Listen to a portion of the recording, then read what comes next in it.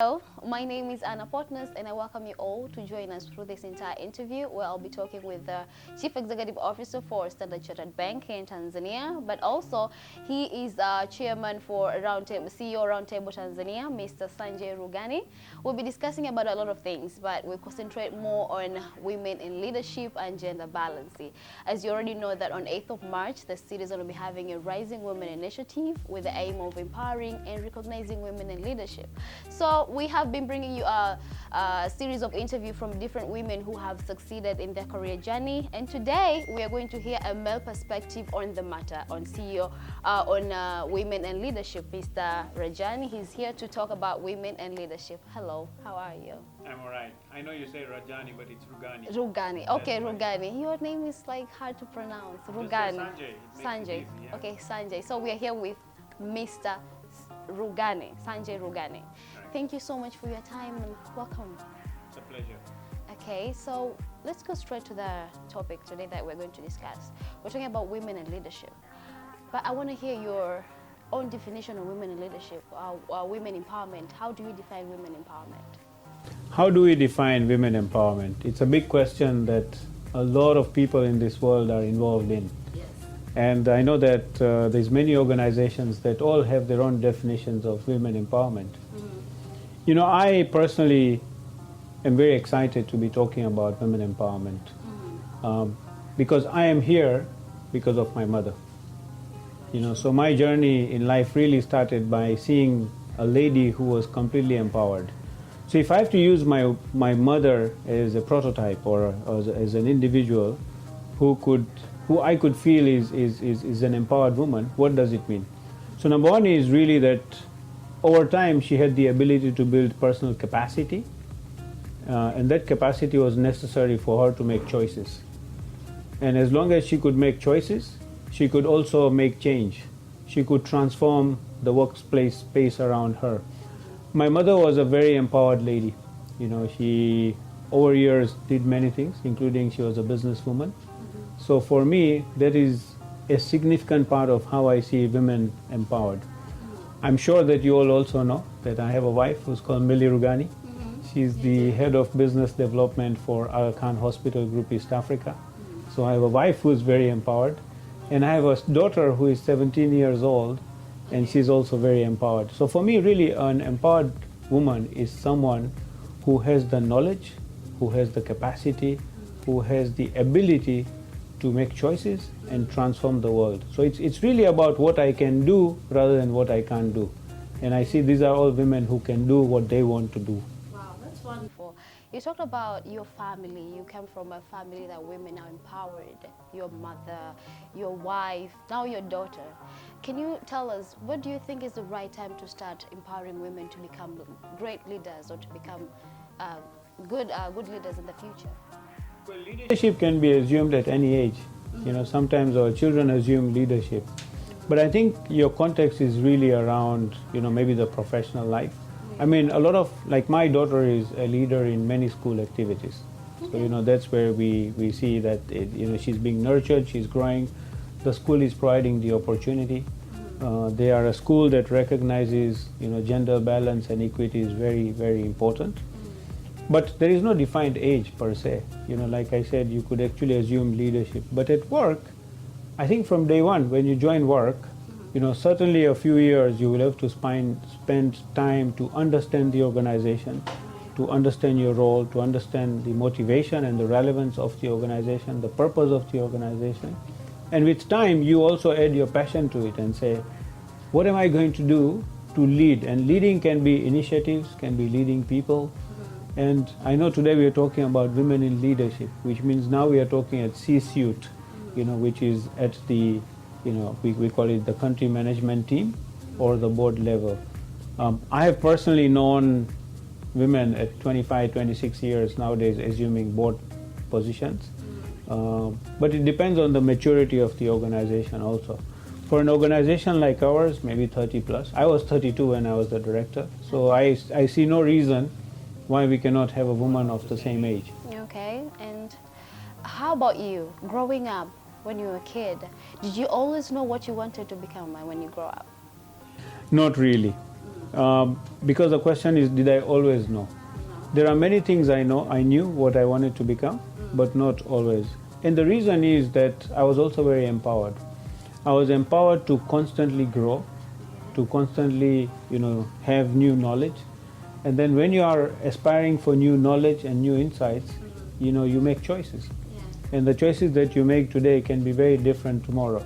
The other thing we need to know is that we are in a very dynamic world. The only constant around us is change. So in a changing world, even the CEO I was 5 years ago is a different CEO that you see today. So did I want to be that CEO or this CEO? I mean, the reality is that we are constantly changing. But I was very empowered to make choices.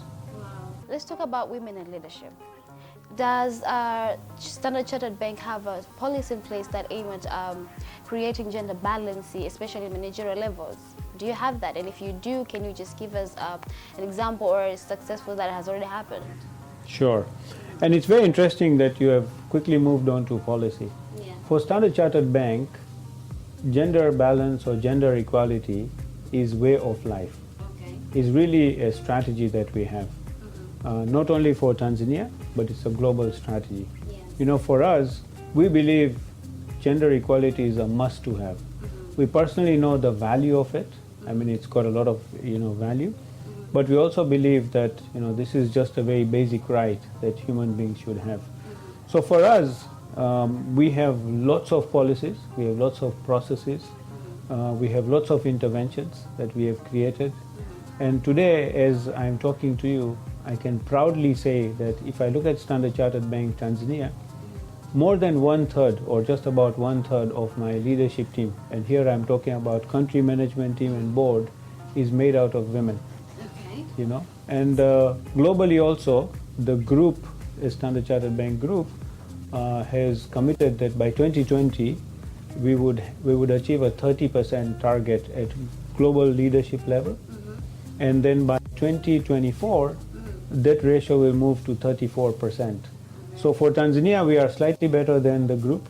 I must also say that because it's so important to us, we are also tracking how we benchmark versus the market. So if I take sub-Saharan Africa as a good benchmark, then in sub-Saharan Africa, in the peer group that we have, today we see that as an average it is about 19% of female or women in leadership, whereas we have exceeded 30%. So we are very proud of it. So for us, it's not just a policy, it's a strategy. What would you say is the technique that you're using to achieve your goals? What are you doing to? Sure.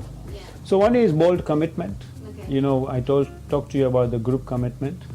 We have also signed up to the UN Women Empowerment Principles, which talks about the 7 or 10 foundations that we must have as an organization to ensure, gender parity or women empowerment. We have also signed up to the Her Majesty, the UK Treasury, Women in Finance Charter.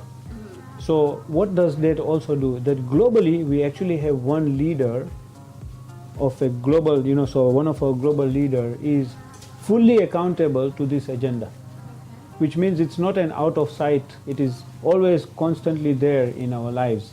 So that's the kind of commitment that we have.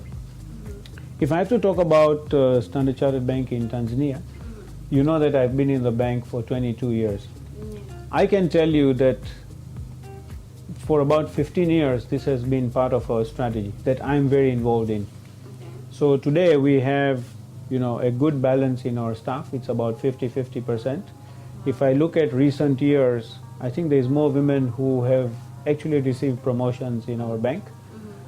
Even our from recruitment to basic policies around workplace, policies around health, policies around things like maternity policies.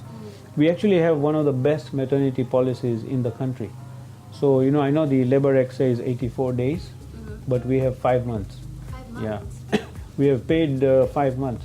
Okay. That's the kind of extension we gave. We also do flexible working hours, which means women who need to take care of their families, can make certain choices around, around their work schedules. We also have forums in the organization that talk about women issues, because you remember that Standard Chartered Bank is unique, but there is a culture that comes through the environment that the woman has grown into. I mean, if you look at Tanzania, there are a lot of protocols that you assume since the day you were born. A lot of women do not have a voice, or they have a selective voice. They are asked to make choices. There are certain sectors or certain industries they are not even allowed to think about. There are certain things they are allowed to think about. So we have forums that, make sure that these issues can be surfaced, can be discussed, and can achieve good success. We have confidence building sessions. We have sessions where a lot of best practices are shared because we have a lot of women.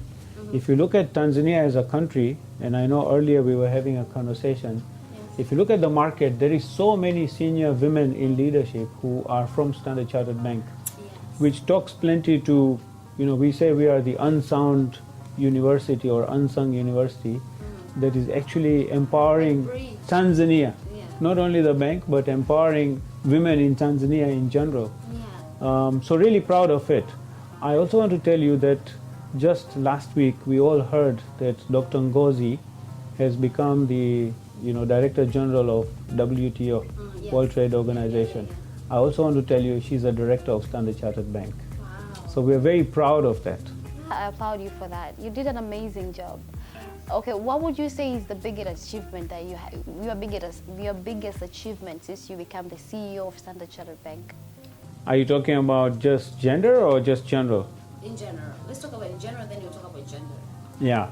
So, as a CEO, I call myself a Chief Enabling Officer. I don't call myself a Chief Executive Officer. And the reason I say that is, for me, life is all about enabling people, enabling my leaders. If my people can dream more, do more, and achieve more, and I can support them to get to that journey, then I'm very successful. So what would I say is my biggest success? If I look at my last 5 years, then almost most of my leaders who have been working under me are very different individuals and have all progressed and performed very well. So for me, the biggest satisfaction is that I have a lot of champions who have lifted this organization to bigger heights. So my role is to enable them, number one. So that is one. Two is, I think, as Tanzania, last year, Standard Chartered Bank really was able to support the fifth phase government. So we did a landmark transaction where the bank was able to, to create a financing facility of $1.46 billion for the standard gauge railway. Now this railway, of course, is going to impact millions of lives. There's 8,000 new jobs that will happen. The cost of transport will change. We will reduce pollution because it's going to use electricity. We will drive a lot of progression around the railroad.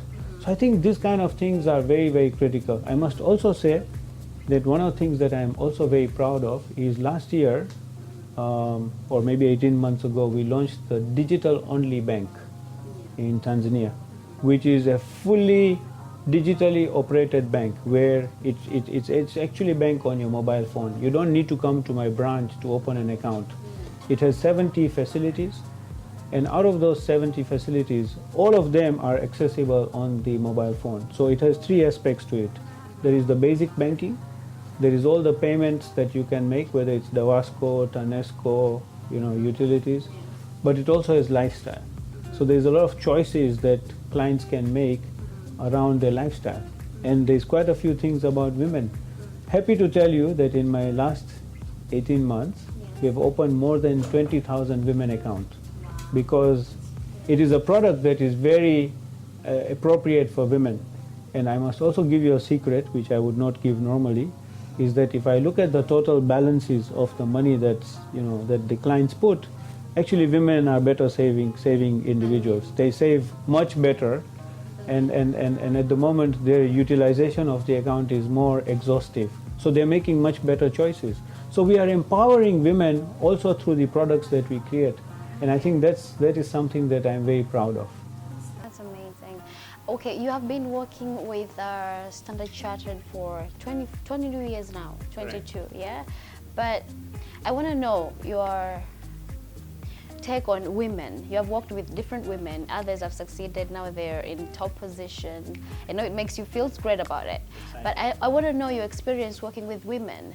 How is there any different from working with men and women? Is there any difference? So when we are all born, Yeah. there is no difference. Okay. But the way we are nurtured in life, there is a difference. If you see, men are driven by a mindset of toughness. You need to be tough. You need to fight. You need to be more sustainable. You need to be resilient. And we see women slightly differently. Also, there are industries that men are very involved in. Like engineering, construction, railways. There are many drivers. These were all roles that were typically given to men. So they kind of frame a mindset. Also, if you see that a lot of our leaders, as we grew up in Tanzania, a large part of the leaders are men. So there is a mindset of the next leader will be a man. Is that right? Yes. Whereas women are grown up, they get selective education. I mean, nowadays it's changed and it's transformed, and I'm very excited about it. But in society, we are all told to respect elders. Now, even men are told that. But we also we are told as women, I know that they are told to say, these are your boundaries. Yeah. These are things you can do, these are things you can't do. Yeah. There is typically the whole mentality of spend time at home. But women generally are emotional. There is a lot of feelings to it, to the way they think, they've been nurtured. So at work, we've got a very dynamic space, because our leadership team is so diverse. When I'm sitting as a CEO and I'm observing my team, I see that there are certain things that women bring into attention which are very important for business. For example, if I'm selling to women, I need their mindset. I need to know how they think.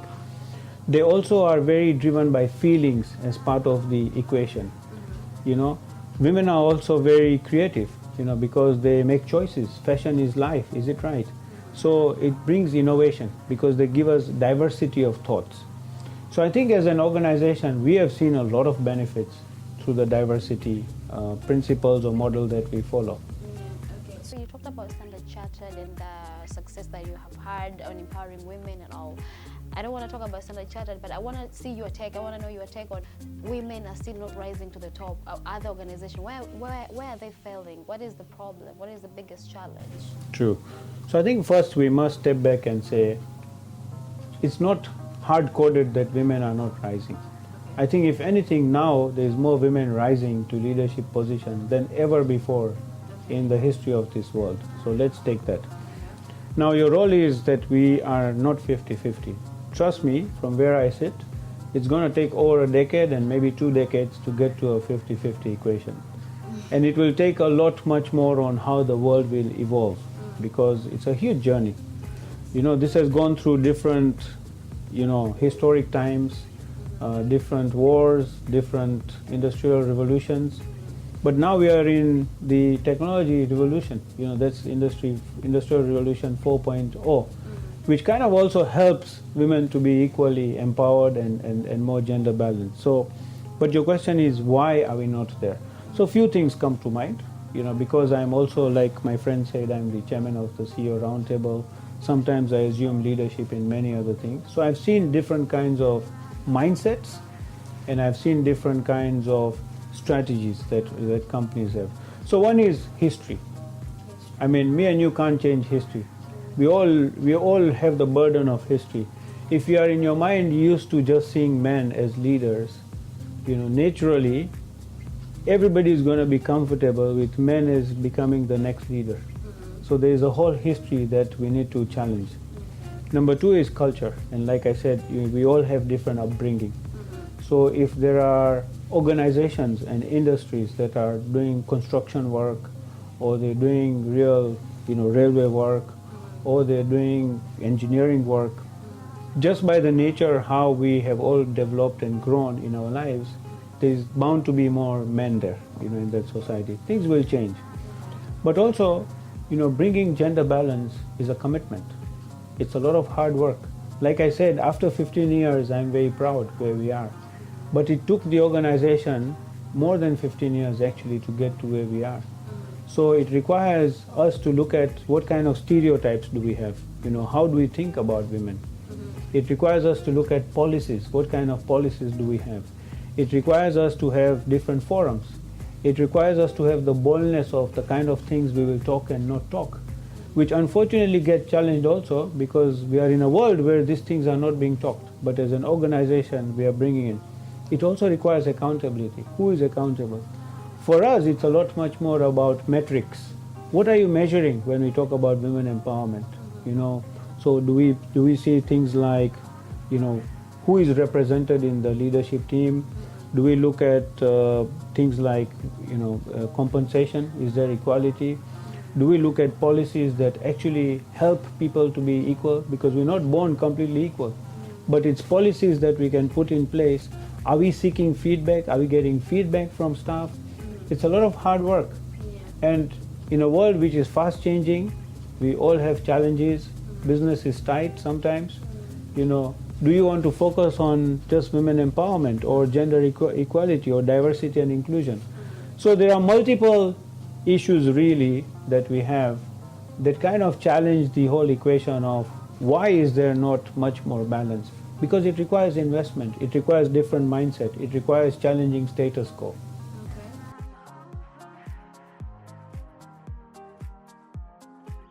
That in order to become a great leader or a female great leader, do you have to get a formal training, or is just were you born with it? I would be lying if I think everybody is born with it. Okay. If you are born, you're blessed, and very few people are born with leadership training. So, and leadership is ever evolving. So I can tell you that training and self-development is a must. For Standard Chartered Bank, and for myself as a leader, I believe in the model of 70-20-30.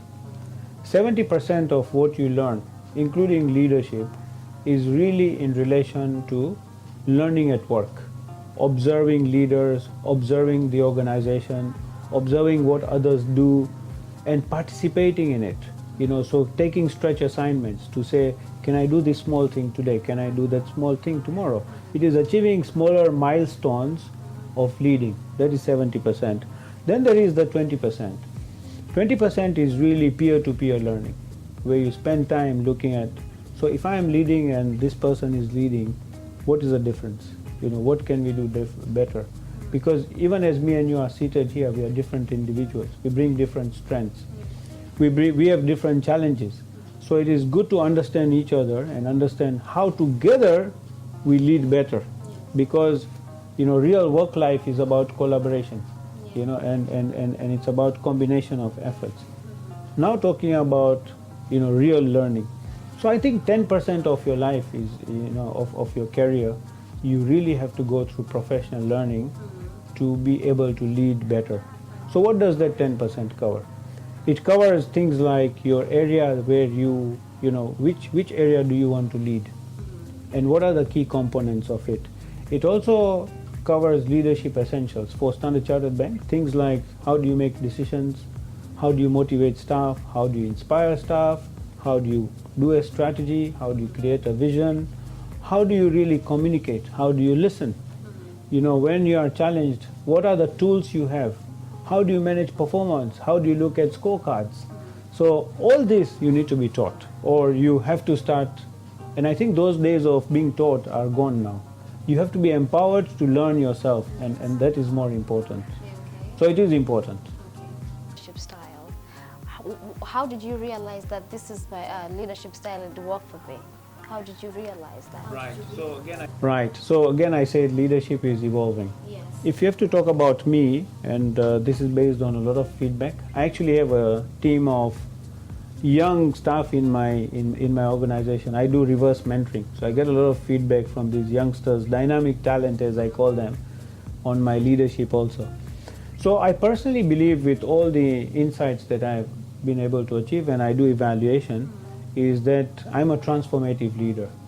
What does transformative mean? It means a bit of authoritative and quite a bit of innovative. It means that I really get involved in understanding what's the mission of the organization. It's about setting strategy. It's about aligning mindset to strategy. Like I said, I'm a chief enabling officer. So it's really about making sure that I understand what are the aspirations of my leaders and help them to elevate them by supporting them. It's really about inspiring, it's about motivation, it's about providing leaders with the right tools so that there is better execution. But it's also about insightfulness, it's about knowing the world, not just the organization. So not living in a vacuum, but living in a community, living in a world, and being consistently able to understand the changing dynamics. Now when it comes to the innovative part, it's about bringing in new ideas, new thoughts. We can't be doing business the way we used to do a few years ago. You have to constantly disrupt yourself, which means nurturing innovation in the organization, always finding a better way of doing things and encouraging that spirit, recognizing, rewarding that kind of mindset. So I would say I'm a transformative leader. That's the kind of model that I am seen to be progressing. When did I think I wanted to be a leader? Many years ago. Okay. Yeah, I think I had a dream as a Tanzanian young boy from Africa to say, my dad used to listen to BBC radio, and he was like, I was asking him, why do you listen to BBC and not a Tanzanian radio? He says, because we don't want to be narrow in life, you have to be broad. So I was saying, so what do they do differently than us? And then he started talking to me about a global outlook, global leadership, and I was like, okay, I have to be there, someday. And I think with time I was able to do roles in the UK, in India, in Cameroon, in Ghana, in Kenya, so in many countries, and I kind of have fulfilled that ambition that I had when I was 4. I wanted to ask you, how old were you when you realized I could be a leader someday? How old were you? So I think at 4, we don't dream about being a leader, but I dreamt that I need to be part of a big thing. Okay. The big thing that my parents or my father in particular used to paint for me. We have this, wow, every day morning is listening to something that's bigger than what I can see and feel. So why am I not there, and what am I doing about it? So I think that helped me to push myself. Tell me that becoming a great leader, it's just from a family level? Does it have to start from a family level? No. I think my life has had a lot of influence. Okay. It has definitely got family influence. It has definitely got community influence. I was born with good values, ethics, making sure that I stand for good value. Serving was part of, my community life, my family life. Being together and sustaining together, growing together, enjoying together, having friends in life, all that is the way I was nurtured. And then when I went for education also, I think this diversity between Swahili and English, which possibly is a challenge for many, was very exciting for me. Because I could have the diverse mindset on how to communicate, how to enjoy. The culture of Tanzania helps. We are very friendly people. We love people around us. We are very hospitable. So as long as you carry those things in life, I've seen that people just generally love you. But also it is things about taking risk on myself. So I was constantly spending time around people who knew things that were different to me. I used to like to be outside my comfort zone. I used to always have the dream that I had when I was 4 years old. So it's about having dreams. And all along the road, and this is very important for Tanzanians, we need to be bold to communicate what our aspirations are. There is enough people there who can give you a helping hand. The problem is ourselves. We sometimes don't have the confidence. So I am very lucky that way, that I was able to communicate, and I had a lot of helping hands. Okay. As I grew up in my different roles, today unfortunately we have just lost Honorable past Governor Ben Ondulu. For me he was like a father figure. So he has definitely played a role in nurturing who I am. Alim Furuki was another one. His Excellency the past President Mkapa, and yesterday I have put an article on some learnings from him on LinkedIn. Reginald Mengi. But like that, I've been blessed with many leaders who have nurtured me, supported me. Like I said, there are all these reverse mentoring, youth that I have, because I really can't learn the way they can learn. So earlier we talked about Standard Chartered helping women to empower. You have helped to empower women, and Correct. they have succeeded. And now there are few or a lot who are in top position in different roles. Can you mention a few of them? Of course. Yes. So we all are excited about Ruth Zaipuna, Yes. who has become the CEO of the biggest NMB. bank, NMB. Yes. Couldn't be more proud than someone like her taking that role, and a very dynamic lady, but from Standard Chartered Bank. We also have Jackie. She is the CEO of MultiChoice, DSTV as we call it. She is from Standard Chartered. We have Vivian, who is the head of HR for Vodacom in Tanzania. We've got Alilio Loasa. She is the chief operating officer at NBC, who's done very well. We have Mwanahiba Mzee, who used to be the CEO of EcoBank and now has moved to become a regional boss. Certainly, I can tell you there is just many of them that we are excited about. Some working outside Tanzania. Even as me and you are talking, I think I've got 1, 2, 3, 4, 5, maybe 6 staff members of Standard Chartered Bank Tanzania who are working abroad with Standard Chartered Bank in very senior positions. Okay. Would you say these women had something special, or they were just working so hard? What would you say is special about these women? So a couple of things. One is, they knew what they wanted in life. Of course, the bank has helped them to nurture that kind of mindset, number one. Number two is really an attitude of can do rather than not can't do. There's this big thing that everybody should spend time on. Do you have a fixed mindset or a growth mindset? I think many times the way we are nurtured and the way we grow in society, community, school, in life, we tend to have a fixed mindset. The growth mindset is where you take your life in your own hands. You make things happen for yourself. Remember that innately, even as me and you are talking, it's not that you are not a priority for me, but I have so many things in my mind sometimes that I forget to just think about you and do things for you. But if you come constantly and remind me what you desire, then you improve your odds of succeeding. So I think these are women who always had the personal motivation, the hunger, and also working with a very dynamic team. I mean, in Standard Chartered, growth is part of, your own personal success. Almost everybody keeps growing every other year. Either you're growing through learning or you're growing through your role. So in that, it just cultivates a very dynamic mindset. Okay. What would you advise women who are watching you right now, who want to be on those positions someday, despite of the challenges that are facing, cultural, historical challenges? What would you advise them to do in order to achieve their goals? Sure. And I said I had a mother and I have a wife and a daughter who are very empowered. So a few things in life. Number one is don't be shy. Okay. It's very important that you tell who matters, not everybody, who matters, what your aspirations are.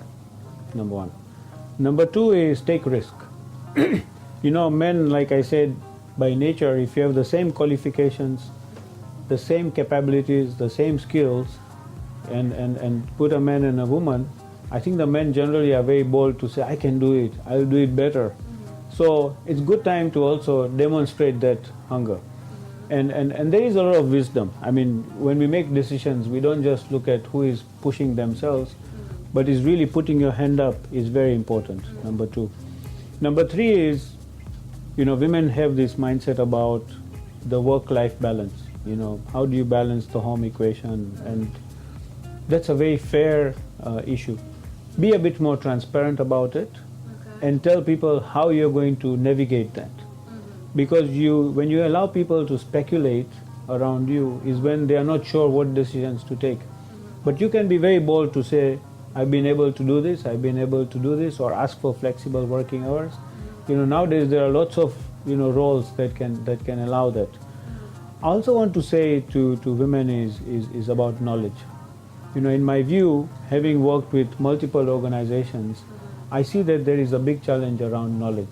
If they don't know what they can do or don't do, and they are stuck in that stereotype mindset themselves, then you are stuck. Is it right? If you have started accepting that this is going to be a male-dominated society, in your own mind, will you really aspire to be there? No, because you're already seeing that as the end goal. Yes. You know, so there is quite a lot of things. Also, find few mentors. You know, look for role models is what I would say, and there is a lot of inspiration. If never before now, you know, we've just talked about Dr. Ngozi. Yeah. You know, look at her and say, if she made it there, why not me? Yeah, I can do You know, that so too. those are kind of things that we need to get women to do. You talked And in Standard Chartered, this is normal. You talked about mentorship, and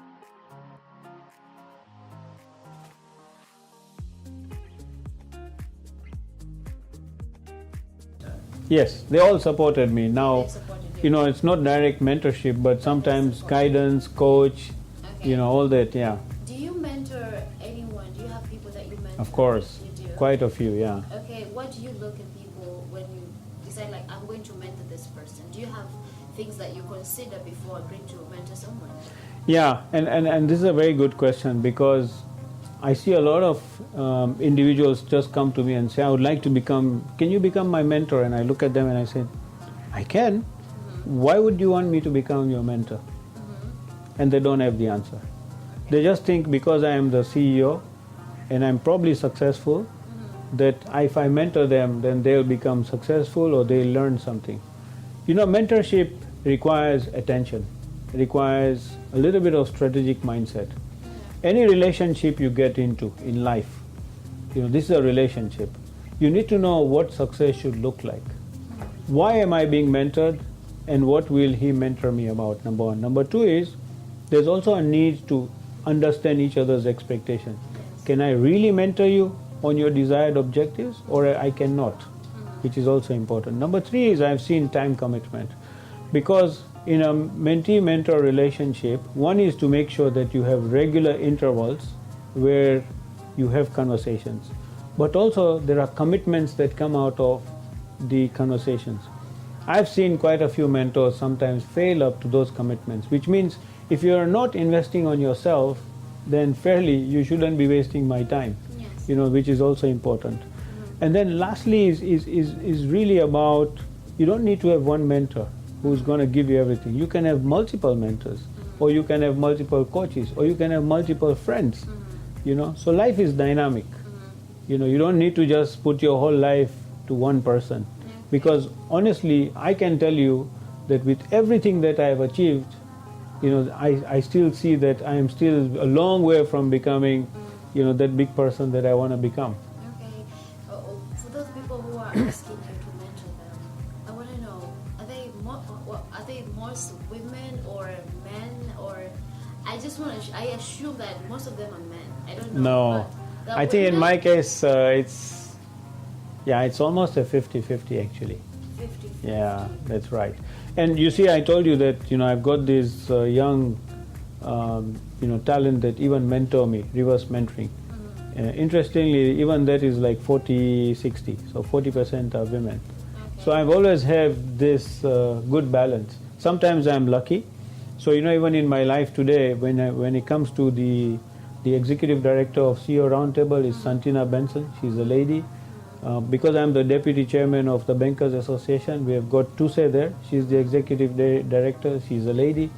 So, innately, for some good reasons, you know, I've had many women in leadership who I've worked with.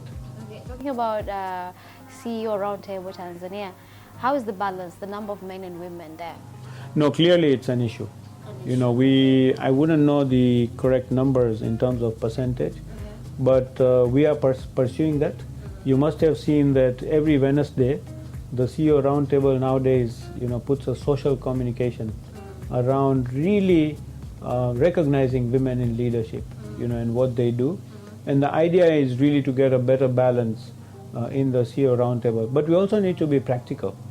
I mean, if you look at top 100 companies here, how many do have women CEOs? You know, we've got 55 banks here. How many have women CEOs? So, you know, CEO Roundtable is a member-based organization. It can only reflect what the world around us is. But I can tell you, we've got Santina Benson there, who is constantly pushing the agenda of gender balance, equity, and women empowerment. But what would you say is the vulnerable moment in your career or your life? Right. Wow, now you've moved from career to life. Yeah, I want to know, So- because I've been asking women this perspective, because then I would say, okay, why are you asking only female about their vulnerable moment? How about men? What is the most vulnerable moment in your life in general? So I wouldn't say there is one. Okay. I think I've had multiple. When it comes to real life, there are many things. You've taken risk in life. I went abroad, Yes. not knowing where I'm going. Sometimes, I put my hand up for roles in different countries, which kind of impact the whole family environment. I mean, when you're getting married, you're very vulnerable. You don't know who your partner is going to be. Now, I'm very lucky and blessed. Everything is amazing. But just generally, you could say I was vulnerable at that time, and she was vulnerable too. But growing up to become a leader means you have to take a lot of decisions. And when you take decisions, you are constantly vulnerable. But the more you do it, the better you become. You grow your gut feel, you use people around you who are intelligent people, you achieve consensus sometimes, so you reduce the amount of risk. But being vulnerable is also exciting. Is it? Sometimes it's good stress. If you're not challenged with, challenges, then really you'll be in comfort zone. So we all, even as I'm driving, I'm vulnerable, but you're talking about big things. So, I am the first Tanzanian to become the CEO of Standard Chartered Bank after the bank being in Tanzania for 98 years. Was I vulnerable? Yes. Was it exciting? Yes. Because now everybody's going to start benchmarking versus a Tanzanian CEO. Okay. Taking over as the chairmanship for CEO Roundtable from Alim Furuki. Was I vulnerable? Yes. But I remember my friend and late Ali told me that, I was telling him once that I can't fit your shoes. And Ali looks at me and says, who says you're supposed to fit my shoes? You have to create your shoes. So when you have inspiration like that, I think you can take the leap of faith. Have you ever doubted yourself and thought of quit, or I cannot do this? I can't, this is not for me. Has it ever reached a point in your life that you had that moment? Definitely. Okay, and what helped you out?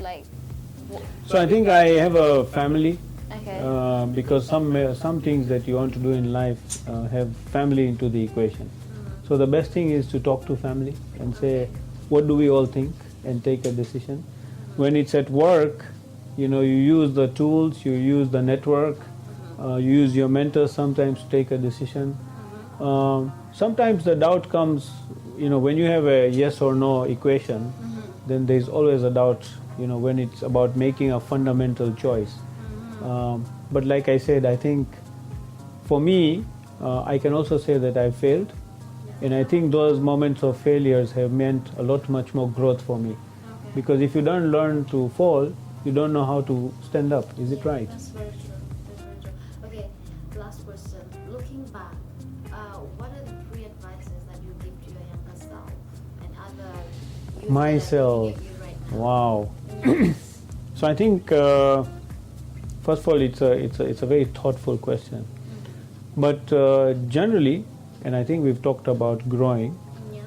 and I think I am a culprit of it because I keep being reminded, is I need to share my feelings.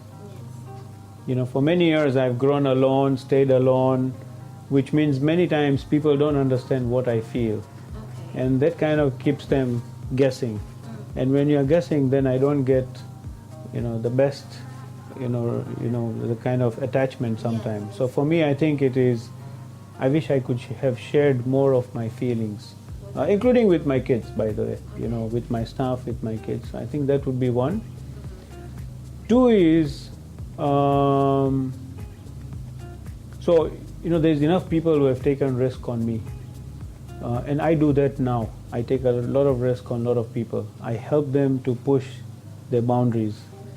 I wish I would have started that many more years ago, because I had it in me, which is very important. So how would I have done a little bit more so that more Tanzanians or more people of this world would have made progress? That is two. And three is, I think it's you know, like I said, I have this you know, reverse mentorship now. You know, I always thought that advice comes better from top down. You know, but it's amazing how much, you know, reverse mentoring advice is coming from bottom up. And remember, when I'm talking to these youngsters, they are the future generation. They are the individuals who are going to be the future customers. They can think things differently than I can think. You know, we are now in a world where there is 4 generations. So I wish that I'd started that a little bit early, you know, to spend time with all these youngsters and that way stay young and dynamic more. So maybe those would be 3 things. Okay, that's good. Do you have any advice for youth that are watching you right now that they wish to be in the place that you are right now? No, listen, it's your life. Yes. So take charge. A lot of us want others to take charge of our lives. Yeah. I think I would say that if it's your life and it matters to you, make it happen for yourself. There is enough people like myself who want to support, who want to help you, but you have to help yourself. And also I think the other thing is, knowing Tanzania, we speak a lot of things in circles. You know, it's good to be very direct. This is where I want to go. And then I would say, that's great. And maybe I'll say, okay, so as per my understanding you are here, why don't you convince me that you are there? And if you are not there, then we have the chance to say, so what will you do to get to that space? You know, we spend a lot much more time managing expectations, thinking. I think it's good time to say, let's go get it. Okay, that's a good advice. I take that one. Thank you so much for your time. I've learned a lot from you. I hope people who are watching this interview right now have learned a lot from you today. I don't want to take much of your time. Yeah. I also want to say to everybody yes. that knowing where Standard Chartered Bank is, and since we are talking about gender balance, women empowerment, Yes. you know, to all my business colleagues, you know, gender balance, equality, diversity and inclusion, women empowerment is good business. Thank you. So that's the end of our interview for today. I thank you all for your time. I was with the CEO for Standard Chartered Bank, Mr. Sanjay Rughani. We have talked about a lot of things, but we concentrated more on women and leadership and gender balance. Hopefully you have learned a thing or two from him. Personally, I have. And just to remind you that on 8th of March, the Citizen, we're having a Rising Women Initiative, and the event will be taking place at Serena Hotel. So be sure to read Mwananchi newspaper and the Citizen for more updates about the event. But also it will be aired live through Mwananchi digital channel and Plus TV. So if you haven't subscribed yet to Mwananchi YouTube channel, be sure to do that. Until next time, my name is Anna Potnas. Bye now.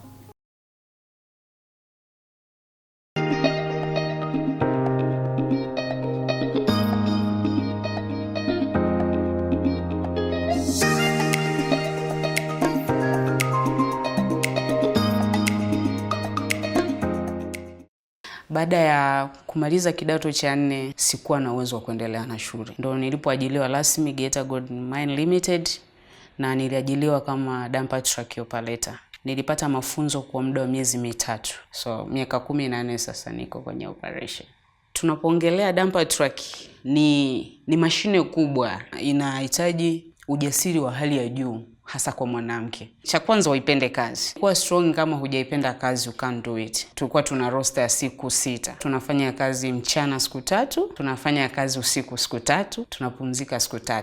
Mimi ninachokiamini, anachokifanya mwanaume nina uwezo wa kukifanya, inawezekana tena zaidi. Hilo dampa nimeliendesha, nilikuwa naendesha na wanaume. Kuna wanaume walikuwa hawawezi kumaliza usiku, lakini mimi nilikuwa naweza. So it's not about gender, ni uthubutu. Kuwa mwanamke haikufanyi wewe kuwa less. Anything the man can do, the woman can do better. That is what I believe. Geita Gold Mine Limited ina system yake moja kwa issue ya matibabu. Dependents wanatibiwa, wewe mwenyewe unatibiwa. Education allowance wanalipa. Sasa inategemea na una watoto wangapi, lakini mwisho ni watoto 4. Thanks to Geita Gold Mine Limited ninaendelea na maisha, nimejenga. Nina binti yangu ana miaka 10 sasa hivi, namsomesha. Ndoto yangu kubwa ni kumuona anasoma na kupata professional nzuri. Hata kama professional haitampa matokeo positive, aende mbali zaidi. Ushauri wangu kwa madada, hakuna ambacho kinashindikana. Ni wewe tu unakuwa una ambition kiasi gani kwamba unataka kufanya nini. So everything is possible.